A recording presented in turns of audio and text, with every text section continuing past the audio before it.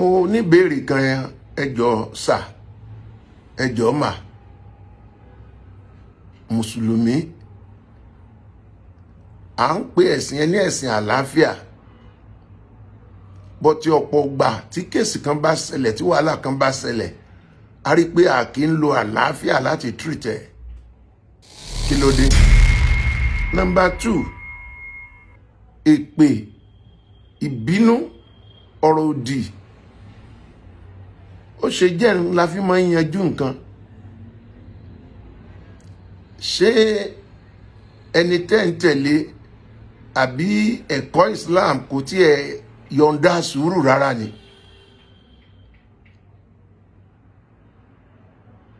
Bóyá ìdáhùn lè wà fún béèrè yẹn lórí ọ̀rọ̀ Kwa1 K1 the ultimate Alhaji Wasiu Ayinde ṣé kí tún ṣe mùsùlùmí mọ́ ni?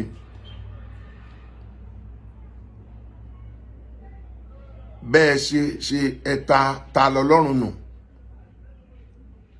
ó padà doníṣẹ̀ṣe.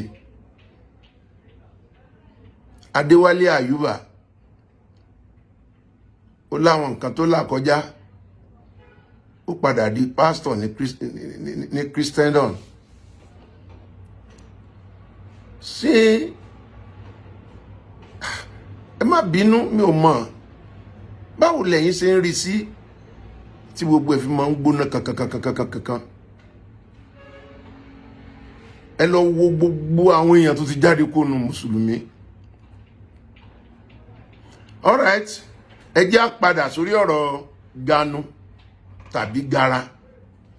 Is it Ganu or Gara? Ṣé Gara ni àbí Ganu? Mo fẹ́ kẹ́kọ́ kíyèsí kinní kan wípé gbàrà tí a wọnú ọdún yìí pàápàá nígbà tí ìyá kọ àwọn àǹkú. Ẹ má jẹ́ á gbàgbé wípé nẹ́tíwọ̀kì Alhaji Wasiu Ayinde kò tan green. Red ló tan o. Ó tan red nínú ọdún yìí. Bóyá ńgbà tí yẹ kú ni o, bóyá àwọn kankan ṣẹlẹ̀ o, red ló tàn kalẹ̀. Ṣé gbàgbé kó tó kan tọ̀dọ̀ yín òun pẹ̀lú ààrẹ Bọ́lá Ahmed Tinubu. Ẹ gbọ́ conversation wọn náà, ẹ gbọ́ bó ṣe ń answer ẹ̀ lórí ọ̀rọ̀ kú ìyá yẹn kó tó wá kan tẹ̀yìn alálàáfà. Mo ń bọ̀ wá pè yín sáwọn àkíyèsí kan o. Number 1, ẹ jẹ́ ká gbà yí pé Alhaji Wasiu Ayinde ó ní àwọn kankan tó fi máa ń àyà ara ẹ̀. Bẹ́ẹ̀ ni ọ̀pọ̀lọpọ̀ olórin àtọ̀pọ̀lọpọ̀ aláàfà àtọ̀pọ̀lọpọ̀ pásítọ̀ míì ni wọ́n ní àwọn kankan bóyá drug àbí kankan tó fi ń àyà ara wọn. Lóòótọ́ àtòdodo tó bá wà nú èèyàn ńlọ tí máa pààyàn pa. But ẹ kíyèsí àwọn kankan wípé ó ṣeéṣe kí iyán 20 ọdún kó máa gbóná kó máa jóni lọ́wọ́ lọ́dọ̀ ránṣẹ́ yìí. Wasiu Ayinde pẹ̀lú onílù rẹ̀ nígbà tí wàhálà yẹn ṣẹlẹ̀, ipa wo lẹ́yìn àfáà tẹ́ ẹ jẹ́ tiẹ̀ kó yàtọ̀ sí Sheikh Akeugba Gold tó jà lọ síwájú jà lọ sẹ́yìn lọ́tún sósì ó lọ bá Wasiu Ayinde ó lọ bó nílù yẹn. Ọ̀rọ̀ wo ni Ganu sọ ní orí íńtánẹ́ẹ̀tì? Sẹ́mọ̀ kó ti mú àwọn gbólóhùn yẹn dání sá. Gbogbo nǹkan tèmi àti yín Ganu sí, èmi náà mọ̀ Ganu sí ńgbà yẹn, àjọ Ganu sí mọ̀ ni. Abẹ́ ti gbàgbé ni, àjọ Ganu sọ̀rọ̀ Wasiu Ayinde ni nígbọ̀rọ̀ nílùú ẹ̀. Ipa wo la kó? That is number 1. Number 2, pẹ̀lú oyè olórí ọmọ ọba Ìjẹ̀bú tó jẹ́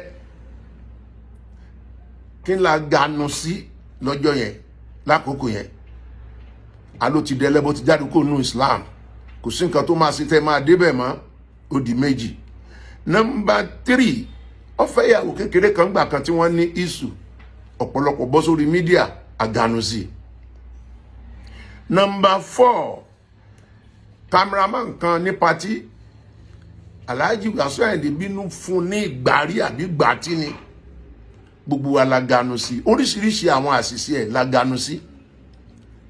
Ìyẹ́ ẹ̀ wá kú bóyá ó ti mark ojú ọ̀pọ̀lọpọ̀ wa tá a sọ̀rọ̀ sí lọ́jọ́ yẹn àwa débẹ̀ àkọ́kọ́ nìyẹn bóyá ìyẹn ogún ọdún gbóná nínú rẹ̀. ẹlẹ́ẹ̀kejì ni wípé ẹ kíyèsí àwọn nǹkan kankan lótìtọ́ àti òdodo. Wàsíù Àyìndé lójú wa ẹ lè rò pé kò gbọ́n tàbí kò mọ̀rọ̀ sọ, ẹ má jẹ́ ká rò bẹ́ẹ̀ rárá o. ẹ gbọ́ bó ṣe gbé ọ̀rọ̀ kalẹ̀. Àáfàá lẹni tó pè wọlé tó ń bá sọ̀rọ̀ yẹn, ẹ rí tẹ̀sùbá lọ́wọ́ rẹ̀ tí ò bá ń ṣàfáà yóò jẹ́ mùsùlùmí. Wọ́n jọ ń jókòó gbèrò báwo ni program ṣe máa lọ. Àwọn tó ju ẹni yẹn lọ wọ́n wà níta tí wọ́n jókòó síbẹ̀. Ọlọ́run ló mọ iye wákàtí àbọ̀jọ́ àbígbà tí wọ́n ti dé sí ìta níbẹ̀. Kẹ́niyẹn tó pè wọlé pé báwo ni program ṣe máa lọ. Nínú ẹ̀ ni gbólóhùn yẹn ti jáde wípé ilé bàbá mi ní Pọ̀tẹ́ wà ń bẹ̀, àwọn àáfàá àwọn ò lọ síbẹ̀. Ó wíire o. Tí ò bá jẹ́ owó rẹ̀ lẹ́tẹ̀bàtì, ìyá ẹ̀ ló kú, òun ti dẹlẹ́bọ, tàbá ti foríjìn àti wẹ̀ padà sínú Islam anyhow. Bí ṣe wá wù kó lè rí, ṣé kò yẹ kẹ́ ẹ kẹ́sẹ̀ délé ibi tí ìyá yẹn ṣe ìyàwó sí. Wàsíù Àyìndé kọ́ ló fẹ́, ọmọ ló jẹ́ fún o. Wàsíù Àyìndé lẹ́gbọ̀n lábúrò lẹ́bí, kò sínú àwọn àfáà tẹ́ sọ pé ó yá aláàjì àwọn olẹ́yìn àtẹ̀lé wa, àwọn ilé ibo ní ká lọ ṣàdúrà fún wọn náà ká bá wọn dárò. Àti kí aláàjì Wàsíù Àyìndé tán àti jókòó, a ò béèrè báwo ni program ṣe máa lọ. Ó wá ń láti sọ wípé tó bí program ṣe máa lọ ní àwọn àfáà tí wọ́n dé látàárọ̀ wọ́n ganu sí ọ̀dọ̀ ọ̀hún bí ibi tó yẹ kán lọ lọ́tún lósì. Gbólóhùn yẹn ọ̀dá ní ganu yẹn, ṣùgbọ́n ẹ má jẹ́ àgbàgbé yóò ní nǹkan tó fi ń háyè ara rẹ̀. Kò dẹ̀ sí tọ́mọ eléré máa sọ, ara ni wọ́n ń dá lójú ara wọn. Àní ẹ gbọ́ bó ṣe bá ààrẹ wa sọ̀rọ̀ náà ó pàdídẹ̀ ni wọ́n à lè dá sí, à lè ganu sí. Now ẹ wá jẹ́ kúrò ńbẹ̀ yẹn ṣe bá àfáà ní Akéwùgbà Gold. Akéwùgbà Gold mà débẹ̀, ẹ wò bó ṣe bá sọ̀rọ̀, gbogbo bí ìyá ẹ̀ ṣe máa ń ṣe sí. Akéwùgbà Gold ẹ má jìnnà sí wa, àfáà ẹ má mà jìnnà sí wa. Tó bá kú bìkan tó kù díẹ̀ káàtó ẹ pè wá sákíyèsí. Ó ti rí àwọn nǹkan kan níta yẹn tí ò dáa. Kàkà kẹ́ wá wò pé báwo la ṣe treat kéèsì yẹn. Even ṣe kọ́rọ̀ olókù ìlọ́nlẹ̀ ká wá kọ́lẹ̀ into order. Àbí ká péyàn méjì mẹ́ta ká pé lọ sí ibì kan ká bá sọ̀rọ̀. Ẹ wá gbé máìkì lé lọ́wọ́ ní gbangba pé kó máa tender apology. Lẹ́yìn tó jẹ́ pé ọ̀pọ̀lọpọ̀ dẹ̀ ti blast ẹ̀ lórí mídíà tó náà dẹ̀ ń gbọ́ táwọn èèyàn ń gbọ́ lórí gbólóhùn yẹn. Ẹni kó tender apology. Kí ló dé tá a lè fi sùúrù yanjú àwọn ọmọ tiwa? That is my question. Kí ló dé tá a jogún sùúrù rárá? Ọ̀pọ̀lọpọ̀ wa ń lérí yóò gbà, ó máa lọlẹ̀, ó máa kú. Ṣé tí Wàsíù Àyìndé bá dolóṣì kí ló fẹ́ gbà mẹ́? Tí Wàsíù Àyìndé bá kú, kí ni ìpín yín? Kan sọ pé ẹ lágbára gẹ́gẹ́ bí àfáà. Ìyẹn kì í ṣe tí Ọlọ́run fọwọ́ sí, kì í ṣe Ọlọ́run Jèhófà ni mò ń sọ, kò fọwọ́ sí. Yóò dára fún gbogbo wa. Ẹ bá mi pín, ẹ jẹ́ akọ́gbọ́n ń bẹ̀. Ó lè ṣẹlẹ̀ sáwa Kristẹni náà, ó lè ṣẹlẹ̀ sóníṣẹ̀ṣe, ẹ jẹ́ akọ́gbọ́n ń bẹ̀. Ẹ jẹ́ àmọ̀ bá ṣe handle case. Ẹ jẹ́ àmọ̀ bá ṣe lè handle case pẹ̀lú ẹ̀sìn. Olórí ẹlẹ́sìn ni wa, àáfà àgbà yẹn bẹ́ẹ̀ bàbá Fárúkù ni wọ́n ń pè é. Wọ́n padà wá lo ohun tí wọ́n ń pè ní làákàyè àgbàlagbà pé ẹni tí ìyá ẹ̀ kú ara ń kan lọ́wọ́. Yóò dára fún wa. Ẹ wà lálàáfíà o. Ẹ jẹ́ àmọ̀ bí wọ́n ṣe ń treat àwọn kéèsì kọ̀ọ̀kan tí òfin ní bẹ́ẹ̀ sìn wa jẹ́, tí ò ní sọ wá lórúkọ. Àwọn kan tó kọ́ ọmọ lékè wọn jáde, wọ́n tún ní kan lọ máa ṣépè fún, àwọn kan tó ń dá wákà fún oríṣiríṣi bẹ́ẹ̀ lọ. Àfà Islam Mùsùlùmí gbogbo ìta sọ ní ìsìn ẹ̀ tún ganu ìpè ní o, lẹ́ganu ìbú. Yóò dára fún wa. Ẹni bá gbọ́ kó ṣàtúnṣe.